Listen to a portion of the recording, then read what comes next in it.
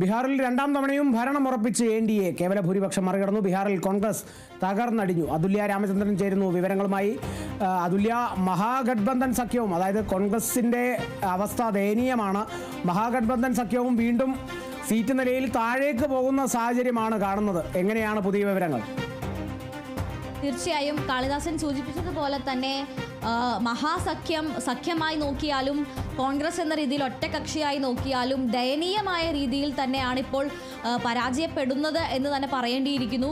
സംഭവം ഈ ഒരു വോട്ടെണ്ണൽ ആരംഭിച്ചിട്ട് ഇപ്പോൾ ഏതാണ്ട് ഒരു ആദ്യ 3 മണിക്കൂറുകളാണ് പിന്നിട്ടിരിക്കുന്നത്. ആദ്യ 3 മണിക്കൂറുകൾ പിന്നിടുകയാണെങ്കിൽ പോലും ഈ സമയത്ത് തന്നെ നമുക്ക് ഈ തിരഞ്ഞെടുപ്പ് ഫലത്തിൻ്റെ പ്രവണതകൾ പ്രവചിക്കാൻ കഴിയും എന്നുള്ളതാണ്. പലയിടങ്ങളിലും 4 or 5 റൗണ്ടുകളാണ് എണ്ണി തീർന്നിട്ടുള്ളൂ. ഇനിയും നിരവധി റൗണ്ടുകൾ എണ്ണാൻ ബാക്കിയുണ്ടെന്നാണ് ഇലക്ഷൻ കമ്മീഷന്റെ വെബ്സൈറ്റ് പ്രകാരം നമുക്ക് വിവരങ്ങൾ ലഭിക്കുന്നത്. പക്ഷേ എങ്കിൽ പോലും ഈ ആദ്യ റൗണ്ടുകളിലെ ഫലങ്ങൾ വെച്ചുകൊണ്ട് തന്നെ NDAക്ക് ശക്തമായിട്ടുള്ള ഒരു അടിത്തറ ഇപ്പോൾ തന്നെ ഉണ്ടാക്കാൻ കഴിഞ്ഞിട്ടുണ്ട് എന്നുള്ളത് വലിയൊരു കാര്യം തന്നെയാണ്. കാരണം 243 സീറ്റുകളുള്ള ഒരു അസംബ്ലിയാണ്. അതിൽ തന്നെ 122 എന്താണ് ആ മാന്ത്രിക സംഖ്യ, അതായത് കേവല ഭൂരിപക്ഷം മറികടക്കാൻ ഒരു സർക്കാർ അല്ലെങ്കിൽ ഒരു മന്ത്രിസഭ ഉണ്ടാക്കാൻ വേണ്ടുന്ന 122 സീറ്റുകൾ എന്നുള്ള ആ ഒരു മാർക്ക് NDA ആദ്യം തന്നെ എപ്പോഴോ തന്നെ പിന്നിട്ട് കഴിഞ്ഞിരിക്കുന്നു എന്നുള്ളതാണ്.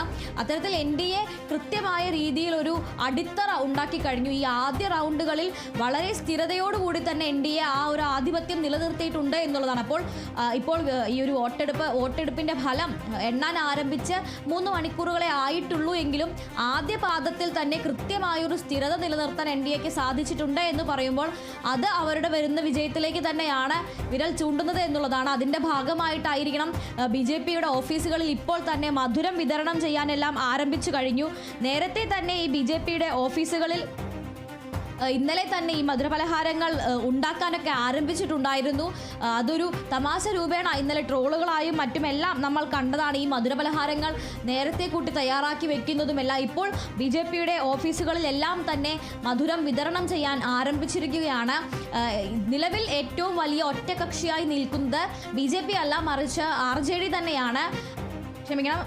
നിലവിൽ ഏറ്റവും വലിയ ഒറ്റകക്ഷിയായി നിലനിൽക്കുന്നത് 83 സീറ്റുകളുമായി RJD തന്നെയാണ് മുന്നിൽ നിൽക്കുന്നത്. അതേസമയം മഹാഗഠബന്ധനിലേക്ക് പോവുകയാണെങ്കിൽ JDU അല്ലേ, നിതീഷ് കുമാറിന്റെ JDU അല്ലേ ാണ് നിലവിൽ 83 സീറ്റുകളുമായി ഏറ്റവും വലിയ ഒറ്റകക്ഷിയായി നിലനിൽക്കുന്നത്. എന്നാൽ അതേസമയം നമ്മൾ മഹാഗഠബന്ധനിലേക്ക് പോവുകയാണെങ്കിൽ RJDയുടെ അവസ്ഥയാണ് മുൻപത്തെ സീറ്റുകളിൽ നിന്ന് വലിയ ഒരു കുറവുണ്ടായിരിക്കുന്നു. 80 സീറ്റുകൾ എന്നതിൽ നിന്ന് 36 സീറ്റുകൾ അല്ലെങ്കിൽ പകുതിക്ക് താഴേക്ക് അവർ എത്തിയിരിക്കുന്നു എന്നുള്ളതാണ് ഈ ഒരു സമയത്ത് ശ്രദ്ധിക്കേണ്ട ഒരു കാര്യം. 19 സീറ്റുകളിൽ വിജയിച്ച കോൺഗ്രസിന് 10 എന്നുള്ളൊരു അക്കം കടക്കാനായിട്ടില്ല എന്നുള്ളതാണ്. ആദ്യ മണിക്കൂറുകളിൽ കോൺഗ്രസ് ഒരു വേള 11 സീറ്റുകളിൽ ലീഡ് ചെയ്യുന്നു എന്നൊരു നിലയിലേക്ക് എത്തിയിരുന്നു. എങ്കിലും പിന്നീട് ആ ഒരു 11-ൽ നിന്ന് താഴോട്ട് വരികയായിരുന്നു. ഇപ്പോൾ കഴിഞ്ഞ ഏതാനും മണിക്കൂറുകളിൽ കോൺഗ്രസിൻ്റെ അവസ്ഥ എന്ന് പറയുന്നത് 5, 6, 7 സീറ്റുകളിൽ മാത്രമാണ് അവർക്ക് ലീഡ് നിലനിർത്താൻ കഴിയുന്നത്. നേർപകുതിയിലും താഴേക്കാണ് മഹാഗഠബന്ധൻ്റെ സീറ്റുകളും അല്ലെങ്കിൽ RJDയുടെയും കോൺഗ്രസിൻ്റെയും സീറ്റ് നില എത്തിയിരിക്കുന്നത് എന്നുള്ളതാണ്. RJDയുടെ സീറ്റ് നില നമ്മൾ അവസാനം പരിശോധിക്കുമ്പോൾ RJDയെ സംബന്ധിച്ചിടത്തോളം അവർക്ക് കഴിഞ്ഞ തവണത്തെ 80 സീറ്റുകൾ എന്നുള്ളതിൽ നിന്ന് 36 സീറ്റുകൾ അല്ലെങ്കിൽ 37 സീറ്റുകളിലേക്ക് അവർ താഴ്ന്നിരിക്കുകയാണ്. നേർപകുതിയിലും താഴെ എന്ന് പറയുമ്പോൾ ഇത്ര വലിയ ഒരു പ്രചാരണം, വോട്ട് കൊള്ള ആരോപണം, ബീഹാറിൽ നിന്നുള്ള ജനങ്ങളെ അടക്കം വിളിച്ചു വരുത്തിക്കൊണ്ടുള്ള വോട്ട് കൊള്ള ആരോപണം, അതോടൊപ്പം തന്നെ ഈ തീവ്ര വോട്ടർ പട്ടിക പരിഷ്കരണം, അത് ഇതിനെയെല്ലാം പ്രതികൂലമായി ബാധിക്കും.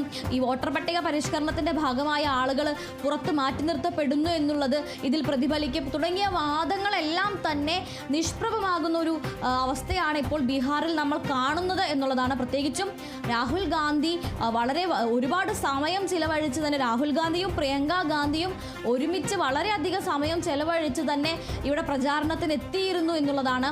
ഈ വോട്ടുകൊള്ള ആരോപണം, ഹരിയാനയിലെ വോട്ടുകൊള്ള ആരോപണം ഈ ബീഹാർ ഇലക്ഷന് തൊട്ട് മുൻപേ തന്നെ ഒരു രാഷ്ട്രീയ സ്ട്രാറ്റജി എന്ന നിലയിൽ ആ വോട്ടുകളുടെ ആരോപണം അവിടെ അവതരിപ്പിക്കുകയും അടുത്ത ഊഴം ബീഹാറിൻ്റെതാണ്, ഇനി ഈ വോട്ടുകളുടെ ആരോപണം എനിക്ക് ബീഹാറിൻ്റെ തിരഞ്ഞെടുപ്പ് കഴിഞ്ഞാൽ ഇതേപോലെ അവതരിപ്പിക്കാൻ കഴിയും എന്ന് പറഞ്ഞുകൊണ്ട് അതിനൊക്കെ ഒരു സ്വാധീനം ഉണ്ടാക്കാൻ കഴിയും, അതൊരു ഫാക്ടറായി മാറും എന്നുള്ള ആ ഒരു വിശ്വാസം അല്ലെങ്കിൽ ആ ഒരു പ്രതീക്ഷയും ഇപ്പോൾ കോൺഗ്രസിന് നഷ്ടമായിരിക്കുകയാണ് എന്ന് തന്നെ വേണം പറയാൻ. NDA കൃത്യമായിട്ടുള്ള ആധിപത്യം, NDA മുന്നണിയെ സംബന്ധിച്ചിടത്തോളം കൺസിസ്റ്റൻ്റ് ആയിട്ടുള്ളൊരു ആധിപത്യം ഈ ഒരു തിരഞ്ഞെടുപ്പിൻ്റെ ആദ്യ മണിക്കൂറുകളിൽ അവർക്ക് നിലനിർത്താൻ കഴിഞ്ഞു എന്നുള്ളത് തന്നെയാണിപ്പോൾ ഈ ഒരു ആദ്യ മണിക്കൂറുകളിലെ ഫലങ്ങളിൽ നിന്ന് നമുക്ക് മനസ്സിലാക്കാൻ കഴിയുന്നത്. നിലവിൽ NDA ഈ ഒരു 192 സീറ്റുകളിലേക്ക് NDAയുടെ സഖ്യം അതിൻ്റെ ലീഡ് നില ഉയർത്തിയിരിക്കുന്നു. എന്നാൽ അതേസമയം മഹാഗഡ്ബന്ധൻ അല്ലെങ്കിൽ മഹാസഖ്യം, കോൺഗ്രസും RJDയും അടക്കമുള്ള മഹാസഖ്യം 48 സീറ്റുകളിലേക്ക് ചുരുങ്ങിപ്പോയിരിക്കുന്നു എന്നുള്ളതാണ്. എന്തായാലും ഇപ്പോൾ ഈ ഒരു കൊണ്ടുവന്നിട്ടുള്ള ആരോപണങ്ങൾ, അതുപോലെ തന്നെ പ്രകടന പത്രികയിലെ വാഗ്ദാനങ്ങൾ, ഈ ഒരു ഭരണവിരുദ്ധ വികാരം ഉണ്ടാവും എന്നുള്ളൊരു പ്രതീക്ഷയെല്ലാം തന്നെ ഇല്ലാതായിരിക്കുന്നു എന്ന് തന്നെ വേണം പറയാൻ. ആദ്യ 2 തവണത്തെയും ഭരണ തുടർച്ചയ്ക്ക് ശേഷം ഒരു ഹാട്രിക്കിലേക്കാണ് BJP അല്ലെങ്കിൽ NDA ബീഹാറിലേക്ക് പോകുന്നത് എന്ന് തന്നെ വേണം കരുതാൻ. 3ാം തവണയും നിതീഷിൻ്റെ ഈ ഒരു 3ാം ഭരണ തുടർച്ച ലഭിക്കുമോ എന്ന് തന്നെയാണ് ഇപ്പോൾ നമുക്ക് കരുതേണ്ടിയിരിക്കുന്നത്. സാധാരണയായി തുടർഭരണം ലഭിക്കുമ്പോൾ സ്വാഭാവികമായും ഉടലെടുക്കുന്ന ഒരു ഭരണവിരുദ്ധ വികാരം, പ്രത്യേകിച്ചും ആദ്യഘട്ടം കഴിഞ്ഞ് 2ാം തവണയും അതേ സർക്കാർ തന്നെ ഭരിക്കുമ്പോൾ സ്വാഭാവികമായും ആളുകളിൽ ഉണ്ടാകുന്ന ഒരു ഭരണവിരുദ്ധ വികാരമാണ് പലപ്പോഴും ഇലക്ഷനിൽ പ്രതിപക്ഷത്തിന് ഒരു തുണയാവാറുള്ളത്. ആ ഒരു ഭരണവിരുദ്ധ വികാരം മുതലാക്കിയാണ് പലപ്പോഴും പ്രതിപക്ഷം പിടിച്ചു നിൽക്കാറുള്ളത്. എന്നാൽ ബീഹാറിൽ അത്തരത്തിലുള്ള ഭരണവിരുദ്ധ വികാരം എന്നുള്ള വാദമൊന്നും വിലപ്പോയില്ല എന്ന് തന്നെ വേണം കരുതാൻ. ഈ 10 വർഷം കൊണ്ടും ഈ ഒരു ഭരണം അവർക്ക് അത്തരത്തിലൊരു വിരുദ്ധ വികാരം, ഒരു ഇൻകംബൻസി ഉണ്ടാക്കിയെടുക്കാൻ കഴിഞ്ഞിട്ടില്ല എന്ന് തന്നെയാണ് ഇപ്പോൾ ഈ ഫലങ്ങളിൽ നിന്ന് നമുക്ക് മനസ്സിലാകുന്നത്. കാളിദാസ്.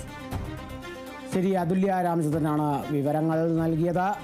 ആൻറ്റി ഇൻകംബൻസി ഭരണവിരുദ്ധ വികാരം ഒട്ടും തന്നെ അലയടിച്ചിട്ടില്ല ബീഹാറിൽ എന്ന് കാണിക്കുന്ന തരത്തിലാണ് ഫലങ്ങൾ, തെരഞ്ഞെടുപ്പ് ഫലങ്ങൾ അത്രത്തോളം മുന്നിട്ടിരിക്കുന്നു, ഭരണം ഉറപ്പിച്ചിരിക്കുന്നു NDA എന്നുള്ളതും കൂടിയുണ്ട്. BJPയും JDUവും വലിയ കുതിപ്പ് കഴിഞ്ഞ തവണത്തെ സംബന്ധിച്ച് നടത്തിയിരിക്കുന്നു. അതേസമയം ഇപ്പുറത്തെ മഹാഗഡ്ബന്ധൻ സഖ്യത്തിന് നിരാശയുടെ മണിക്കൂറുകളാണ്. അവർക്ക് അവസാന നിമിഷം വരെ പ്രതീക്ഷ ഉണ്ടായിരുന്നു. എക്സിറ്റ് പോളുകൾ വന്നപ്പോഴും അവർ പ്രതീക്ഷ കൈവിട്ടിരുന്നില്ല. പക്ഷേ ആ പ്രതീക്ഷകളൊക്കെ അസ്തമിക്കുന്ന തരത്തിലേക്ക് തെരഞ്ഞെടുപ്പ് ഫലങ്ങൾ എത്തിയിരിക്കുന്നു. RJD, ലല്ലു പ്രസാദ് യാദവ്, തേജസ്വി യാദവിൻ്റെ കുടുംബവും ലല്ലു പ്രസാദ് യാദവ് കുടുംബം അത്രത്തോളം സ്വാധീനം ചെലുത്തിയ മേഖലകളിൽ പോലും വലിയ രീതിയിലൊരു മുന്നേറ്റം നേടാൻ RJDക്കും കഴിഞ്ഞിട്ടില്ല എന്നുള്ളതും കൂടിയാണ്. അതുല്യ രാമചന്ദ്രനാണ് വിവരങ്ങൾ നൽകിയത്.